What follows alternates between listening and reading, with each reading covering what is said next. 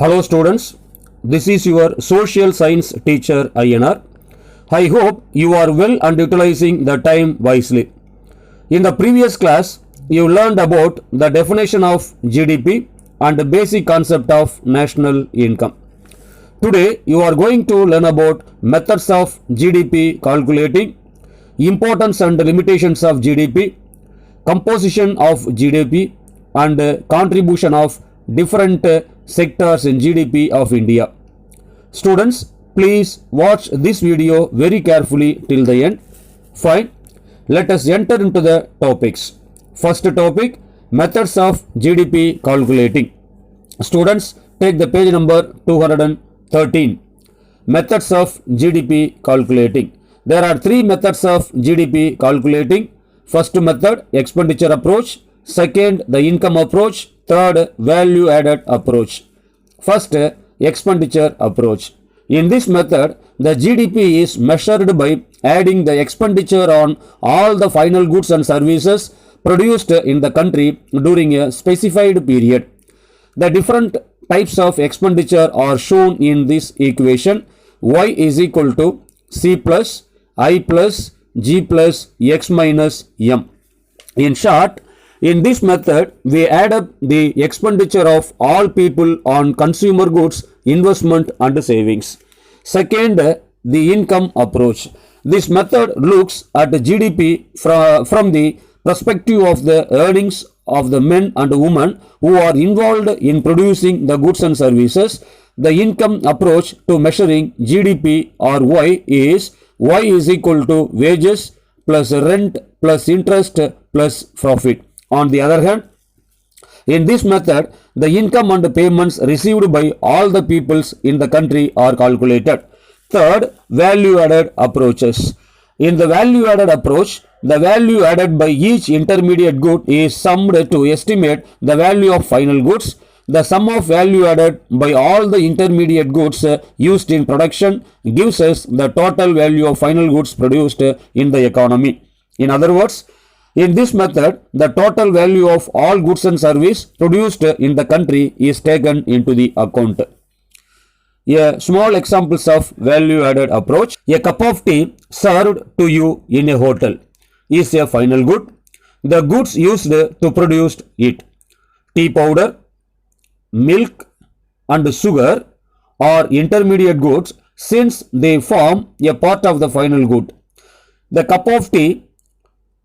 One way to measure the market value of the cup of tea is to add the value produced by each intermediate good used to produce it. Each intermediate good, the tea powder, milk, sugar, adds value to the final output, a cup of tea. Secondly, we will discuss the importance and the limitations of GDP. Students, take the page number 213.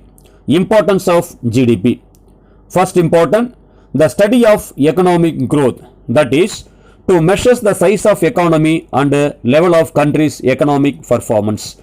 Second, unequal distribution of wealth.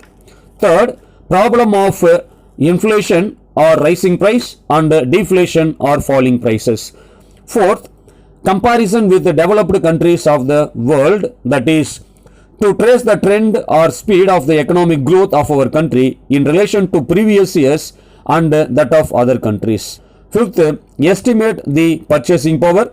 Sixth, public sector. Seventh, guide to economic planning, that is, to help government to formulate development plans and policies to increase economic growth. Next, limitations of GDP. The GDP is the most widely used measures of the state of the economy. While appreciating its usefulness, we should be aware of some of its limitations. First limitation, several important goods and services are left out of the GDP. The GDP includes only the goods and services sold in the market.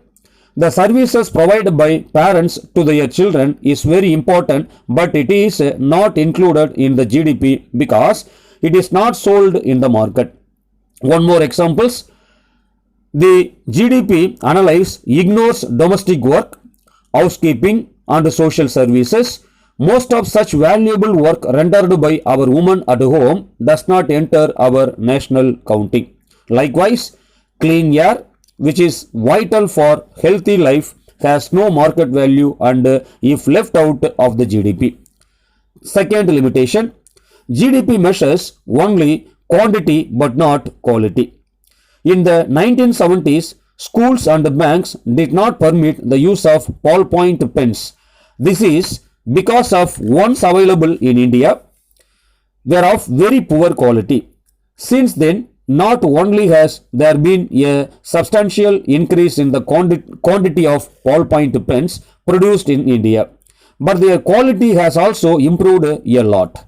The improvement is quality of goods is very important, but it not captured by the GDP.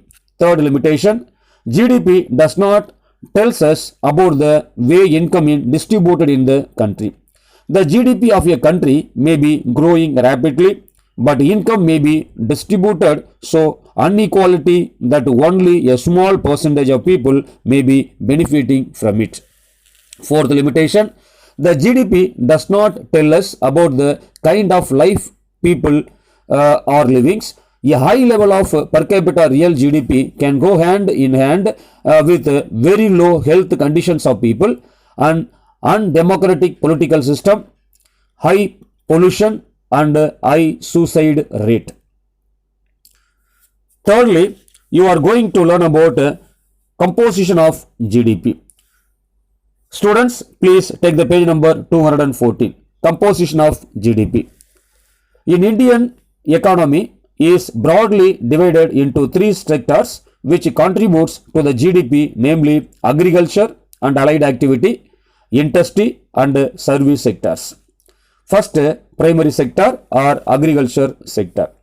Agricultural sector is known as primary sector, in which agricultural operation are undertake agricultural based allied activities, production of raw material such as cattle farm, fishing, mining, forestry, corn, coal, etc.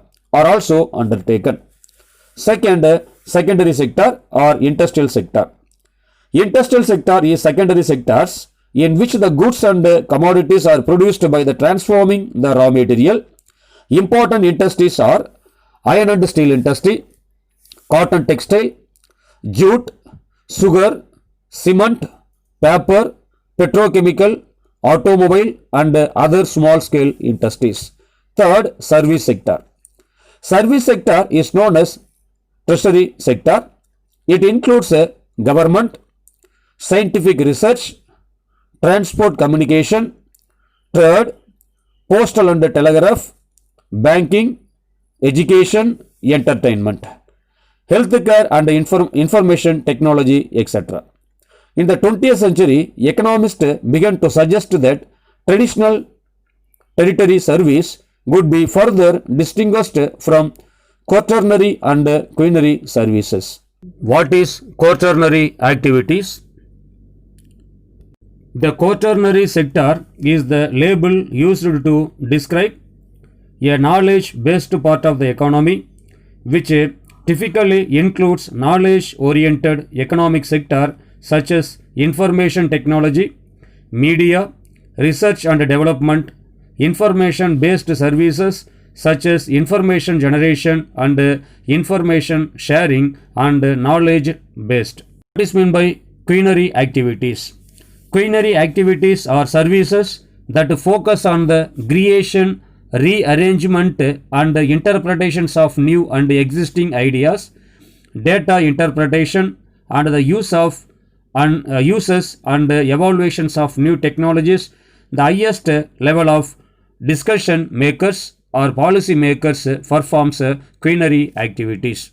Finally, you are going to discuss contribution of different sectors in GDP of India. Students, take the page number 215. Contribution of different sector in GDP of India. Service sector is the largest sector of India. Cross value added at current prices for services sector is estimated at 92.26 lakh crore in 2018 up to 2019. What is meant by cross value added? Cross value added is the measure of the value of goods and services produced in an area, industry or sector of an economy. In national accounts, GVA is output minus intermediate consumption. It is a balancing item of the national accounts production account. Service sector accounts for 54.40% of total India's GVA of 169.61 lakh crore Indian rupees. With a GVA of 50.43 lakh crore, industry sector contributes 29.73%, while agriculture and allied sector shares 15.87%. India is second largest producer of agricultural product. India accounts for 7.39% of total global agricultural output. In industrial sector, India world rank is 6, and in service sector, India world rank is 8. Contribution of agricultural sector in Indian economy is much higher than world's average, 6.4%. Contribution of industry and service sector is lower than world's average, 30% for industry sector and 63% for service sectors. Student, see the table. This table shows sector-wise contribution in GDP in India. According to the Central Statistical Office, the share of primary sector or agricultural sector has declined from 51.81% in 1950 up to 51 to 18.21% in 2010 up to 2011. For the same year, secondary sector or industrial sector has increased from 14.16% in 1950 up to 51 to 27.16% in 2010 up to 2011. The share of service sector or tertiary sectors also increased for 33.25% in 1950 up to 51 to 54.64% in 2010 up to 2011. However, the industrial sector has not grown to the expected level. Instead, the service sector has almost reached more than half, that is 54.64% of our GDP. Students, let us discuss every year sector-wise contribution in GDP of India. The share of agricultural sector has decreased from 17.86% in 2011 up to 2012 to 17.01% in 2017 up to 2018. For the same year, industrial sector has increased from 27.22% in 2011 up to 2012 to 29.01% in 2017 up to 2018. But the share of the service sector has decreased from 54.91% in 2011 up to 2012 to 53.09% in 2017 up to 2018. Students, see the pie diagram.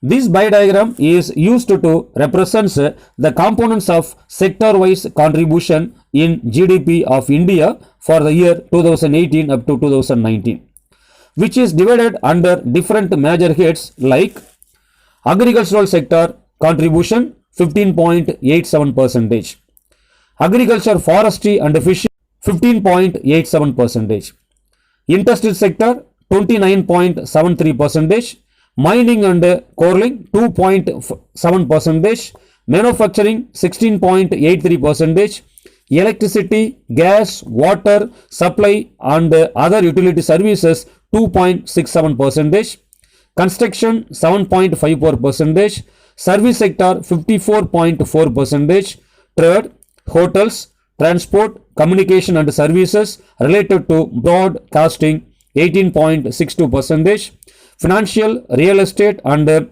properties services 20.96%, public administrative, defense and other services 14.82%. Students, see the chart.